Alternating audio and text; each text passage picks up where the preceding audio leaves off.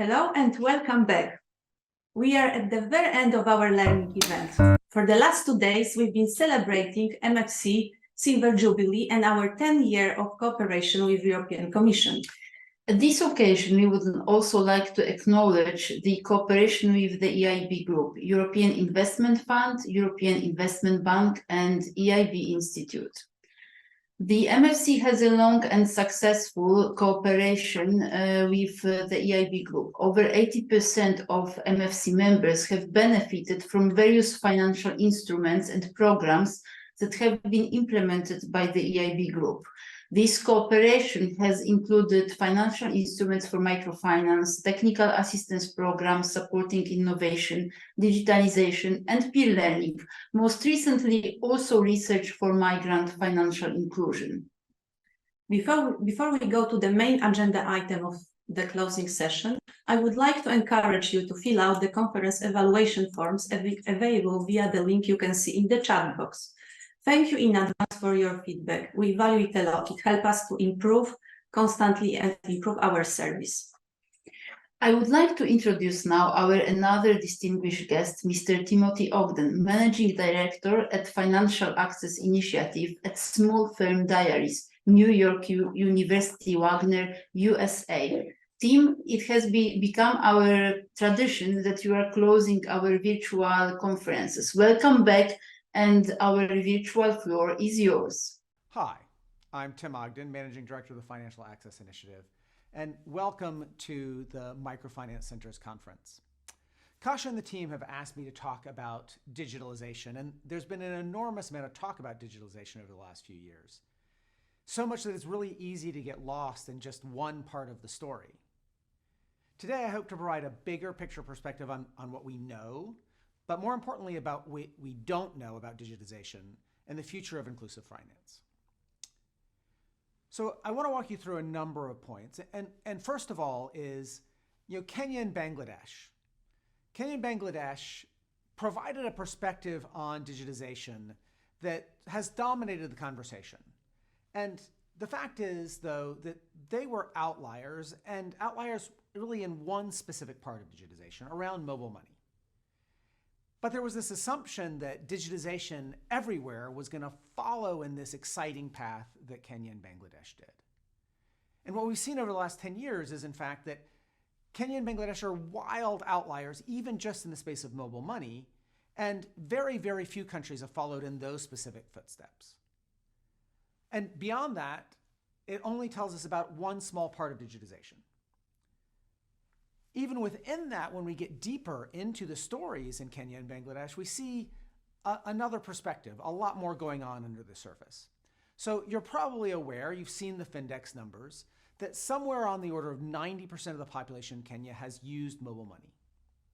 But at the Financial Access Initiative, we've recently conducted a study called the Small Firm Diaries, focused on small firms, firms with employees, but serving low-income segments. And in that study, we've seen that only about 30% of the firms use mobile money for at least 25% of the value of their transactions. Another 30% of the firms don't record a single mobile money transaction over the course of a year. The bottom line is, even in Kenya, adoption is very lumpy. Secondly, when we look at Bangladesh, again, it had very, very rapid adoption, very high penetration.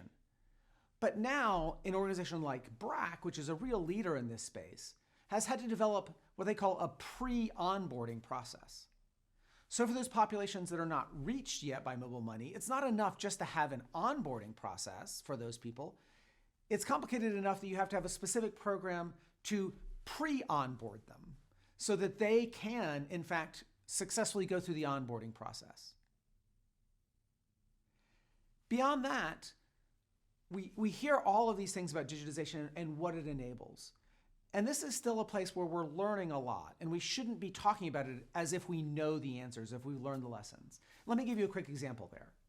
So when we talk about the value of digital financial services, you'll often hear that a big part of the value is that it creates a digital data chain so that you can use that data to understand the ability to repay, the credit risk.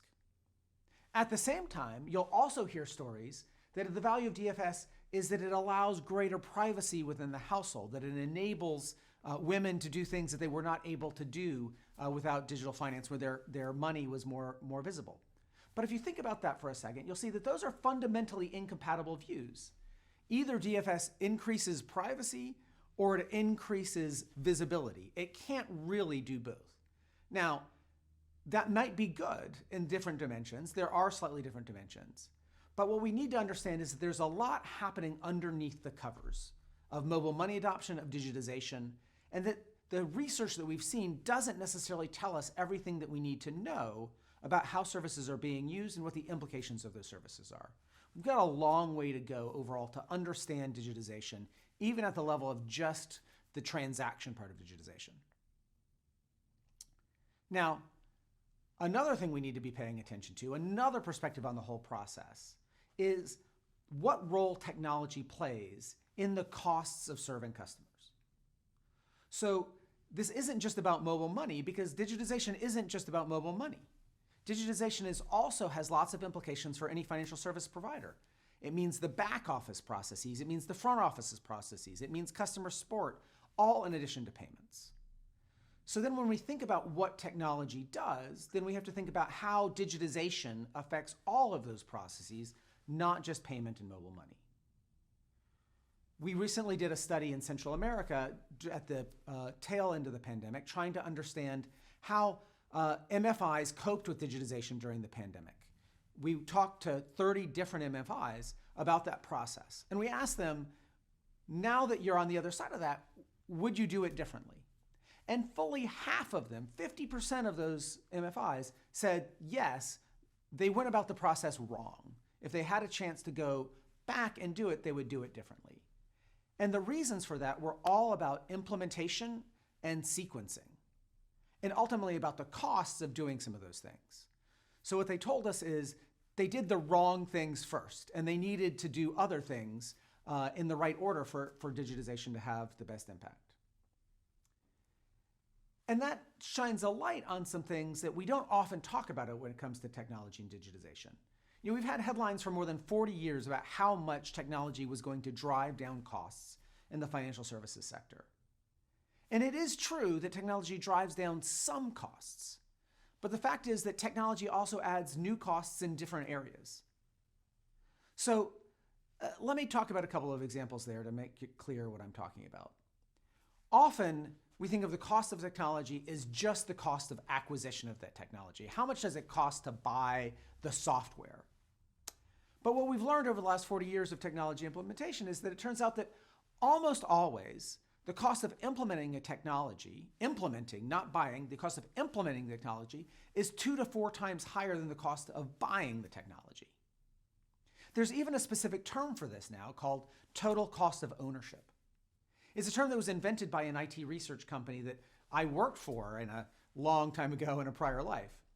But what they found is that across the board, across technologies, companies systematically underestimate the cost of implementing, of maintenance, of securing, of adapting, of evolving, of caring for, of supporting their technology. So if you're going to look at digitization and understand the effect on costs of technology, you have to look at the total life cycle costs, not just the cost of acquisition. And when you do, the cost savings become a lot less clear. It's a lot more true to say that technology shifts costs than it is to say that technology reduces costs. For the inclusive finance sector specifically, it's particularly an issue that the cost of the personnel necessary to implement, to use, to maintain, to update, to adapt, and especially secure technology infrastructure is wildly more expensive. Those people are in high demand and they're hard to hire, they're hard to retain. And that creates a big gap for financial services companies. And I don't like to make predictions, but one of the things I think I can confidently predict is that we're going to see some MFIs around the world fail in the next few years because of ransomware attacks or just straight out theft, because that MFI didn't have the personnel and the resources to secure their IT systems. Okay, another perspective that we need to be thinking through on digitization and what it means. And that is that more technology doesn't necessarily translate to more inclusion. And that's true historically, and it's true just logically. Because technology doesn't just change operations, it changes business models. And digitization can create even more powerful incentives to scale rapidly. Why does that matter? So often the cost of serving a new customer with a digital system is essentially zero. So once you've developed your online payment system, for instance, having more customers of that doesn't cost you more money. You don't have to redevelop it. But if that's the case, then adding more customers can dramatically increase profits. That's good. It adds to sustainability. But that in turn creates pressure to add lots more customers because that increases the profitability even more. But the easiest customers to add are almost always the customers that are higher up the chain, more middle class, more customers who are already digitized. So rather than digitization necessarily being a tool to increase outreach to the poorest, it can be a strong nudge toward mission drift, to moving up the chain rather than down the chain. Let me give you an example from the United States. I'm old enough to remember when automated teller machines, ATMs, were brand new. So new that they would have opening ceremonies at the bank with ribbons and confetti that a new ATM had opened. And some of the excitement about ATMs was how it was going to increase inclusion. But in reality, the opposite happened. Why? Because bank executives very quickly realized that wealthier people in middle class and upper class neighborhoods used ATMs more and tellers less. That meant that the relative cost of branches in lower income areas went up because those customers didn't want to use the technology, they wanted to use the tellers. That in turn means the profitability of those branches in lower income neighborhoods went down. And I'm sure you already know what happened next. The banks closed the branches in the lower income neighborhoods because they were a lot less profitable than the banks in higher income neighborhoods when people used more ATMs and less tellers. Today, if you look in lower income neighborhoods in the United States, you see a lot of ATMs, but they're not the banks. They're ATMs operated by alternative financial services providers offering ATMs at very, very high costs. What's the bottom line? The bottom line is that digitization can increase the profitability gap between the people who are fully digitized and the people who are not. And for any organization that's profit-oriented, or even an organization who's being told by funders to increase their sustainability, that increasing profit gap means pressure to drift up market, not ability to move down market.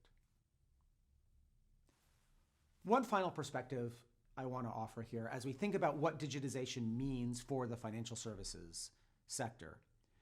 And that's based on the fact that change doesn't just come to this sector, this part of the sector, the MFIs, the inclusive financial organizations, the people who are here at the MFC conference. Digitization is happening to the entire financial system. And it's rarely the organizations who substantially profit from one business model that transitions successfully to another one. Think about the retail industry, right? 30 years ago, the retail industry was dominated by some very specific kinds of companies. And today, many of those companies are literally out of business. They went bankrupt because they couldn't adapt from a business model that would involve having lots of stores with lots of inventory to having online sales and very little inventory. And we see that all over the globe. Now, so what does that mean for the inclusive finance sector? It means that we can't think about how digitization just affects us. We have to think about how it's changing the entirety of the financial system, how it's changing bigger banks, how it's changing fintechs, how it's changing people who never thought of themselves as fintechs. Apple and Amazon and WeChat and all of the other technologies that are going on. That's before we even need to get to AI, who is very uncertain right now how automated intelligence is going to, how artificial intelligence is going to change what is possible for a financial services company to offer as well as non-financial services companies to move into the financial services space. So we're about to go through a period of even more dynamic change than we've seen for the last 20 years. And there's been a lot of change in the last 20 years. We're going to see even more change in the next 10 years, I think. And organizations, MFIs, funders, regulators are really going to have to adopt quickly and constantly to this space. The digitization process is just getting started. I hope this talk has been useful to you as you think about the implications of digitization, where we are, where we're going, and what we need to know. Thanks for your time.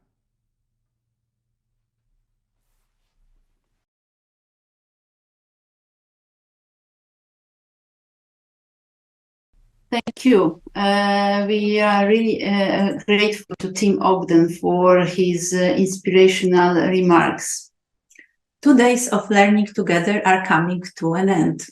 Big applause to almost 65 moderators and speakers, and to all of you attending, asking questions, commenting. Thank you for co-creating this event with us. Let me thank again our strategic sponsor, the European Commission, as well as all other content partners. We appreciate your contributions. Last but not least, this event would not have been possible without the great work and engagement of the MFC team. You can see them all on the screen as well as in the TV studio. And I would like to thank all of them together and each of them individually for their long hours of hard work, preparing agenda, technical issues for you. First of all, I would like to thank Justyna Pytkowska. Justyna, please wave to us so everyone can identify you, for facilitating the agenda development and co-creating all those numerous number of sessions and talks with leaders, with our content partner and our whole MFC team. On my left, I would like to thank Mirek Baca and Maria Salomon. Please wave also from the screen for their wonderful support to prepare all these beautiful visuals and the whole communication and promotion program to make sure that each of you is well informed about the sessions we prepared for you. On my far right, I would like to acknowledge the support of Michał Anczewski, who helped us set up all the technology of Zoom events. As you remember, we used to use Hopin, so it was a new experience for us. So thanks, Michał, for all your support, also helping all our moderators, speakers, and participants to access the platform, troubleshooting your problems, being present in the help desk together yesterday with Marcin Sawicki.